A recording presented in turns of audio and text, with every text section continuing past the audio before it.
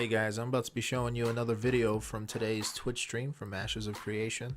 They went into another video for the Predator walking around the city using invisibility, getting around certain things and explaining the apartments. Now this video is going to be a little choppy. It might actually make you nauseous. If it does, look away. Don't keep watching it. Don't puke all over your keyboard. In case you're wondering why it's like that, that's because what they're doing is they're streaming from TeamViewer to the stream, and then they're sending it out to us. So what they're seeing in the studio is completely different from what we're seeing in the streams. Hopefully they give us, better footage in the future.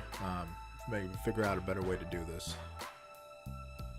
So actually, why don't you cut back real quick? Hold on, don't move anywhere, Tristan. Cut back to the feed, the video, the stream, and let's show Tristan behind us. Oh, are we? Yeah, back to the Are video. we gonna move? Back to us. Are we? There you go. This we is doing Tristan. One of these? Tristan's going to be driving the Rogue today in the Metropolis. All right, cut to that. We can cut now back to the I guess you could just see game. the back of his chair. It's fine. All right. So here we have the Metropolis that was seen in both our Metropolis Part 2 node series, as well as the Art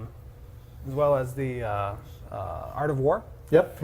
And we're going to take you in to that Metropolis. Everything, it's important to note that, well, you can go ahead. It's important to note that everything you saw in the Art of War is, in the engine. It is, ooh, little tumble, I like it. It is in the engine. Right. And this is the environment you'll be playing in. This is the character you're going to be playing. Those are the skills you're going to see.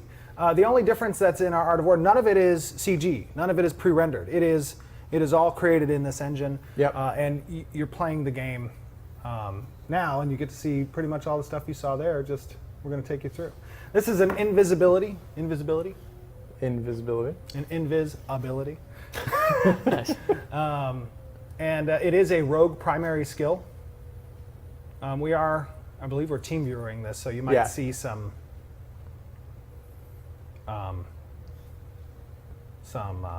little bit of blur, Choppiness, motion yeah. blur and choppiness. No, it looks good, I think. It's looking good. So where are we right now? So right now, what do you mean? Where are we? We're right in front of the temple. Is where we're at. Oh, okay, good. Oh yeah, cool, okay. So we're in front of the temple. This was in the Art of War video where he went into this temple, and some of you were wondering what was that relic that the yeah, that Predator relic retrieved. that looked like a Bebelith or something. A what? That was a protective relic that the city had that was preventing attack, basically. So once he grabbed that relic, he enabled the siege, and that's when the trebuchets started firing. Oh, very cool. I like it. So another important thing to note here is that you'll see these kiosks that kind of exist out in the Metropolis. And I know we talked a little bit about this last week with Fever. These kiosks are rentable, and it's the mechanic that players can set up shop for with their inventory that they want to sell things, if they're crafters or processors or gatherers. And they can rent that kiosk for a period of time. They can rent it for a day, they can rent it for the night, they can rent it for whatever period of time. And it allows them to just kind of show their goods. And you'll see there's some people there haggling with with that marketplace. One day that'll be real people. Oh, It'll be you, the players. One day There you soon. go. One day very soon. Another important thing to note about the Metropolis is that you'll see buildings like that right there, where you're looking at now, Tristan, and those are like a mansion-style home.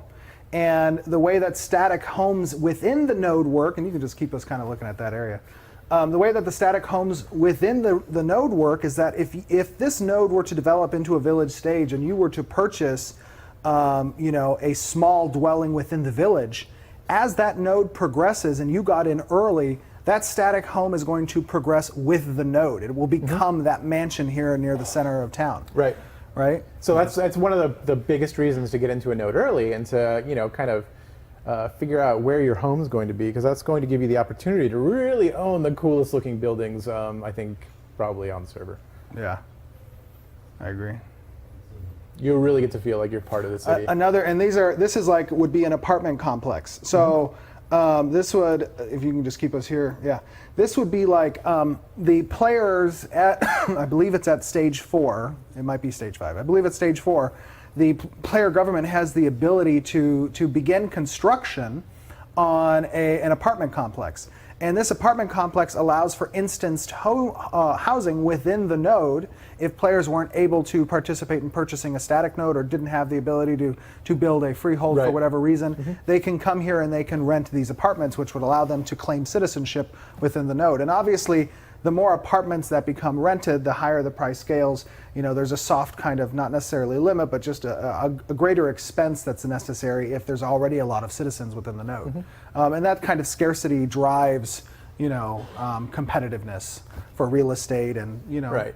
It gives you a reason to go out and find that other node. Exactly. If that one comes too expensive.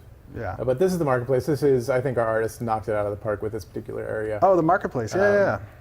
Oh, this looks good. So another thing we were discussing last time was that nodes within a region may share a bulletin board in the town center, and that bulletin board may be a search method for you to look for certain types of items. You won't be able to necessarily purchase that item from an auction house, so to speak, but you would have the location in a marketplace that you would need to purchase the item from. Yeah. And that helps to create local economies and local markets that are dependent on the supply of resources, gatherables, and and items that are within a local marketplace. You can see. And as you can see here, the UI is very basic. It is a very basic UI. This is a placeholder UI. You just have the health bar on the bottom left there, menu option, top right. You know, we haven't begun to work at all on our UI. Yeah, it's functional for us. It's not functional for players. I mean, I guess it would be functional for players, but that's all it would be, is functional. Right. You know, it's there to make sure that, you know, when we're in game and we're making sure our stats are scaling correctly, and that, you know, when I equip something, my strength goes up and that sort of thing. Yeah. You know, when I get hit, my HP goes down. Absolutely. Very cool. Go to the first floor here. You want to take us up to the first floor? You want to go invisible so they don't try to kill you? Sweet. I love this temple. Oh, by the way, this area here was created by our artists John and Michael. They did this Metropolis. The scene itself, the level itself, was set up by Tristan, one of our level designers. You want to take us into the temple? Can we go into the temple? Take a look at what's in there. Where's the front door? Ask one of the guards where the front door is. It's a big, you know, our Metropolis actually node footprint is, I believe, 0.25 kilometers in radius. Just about, I think. No, I think it's bigger than that. Isn't it? It's a 0.5 diameter, I thought. 0.5 radius. Oh, wow. Yeah. Really? Pretty sure. Oh, we got a delivery. FedEx is here. Hang on, you're going to hear some sounds. The door's Door opening. Howdy. Thank you. And the package has arrived. All right, I think this is where people saw the top, the relic was at the top of this building.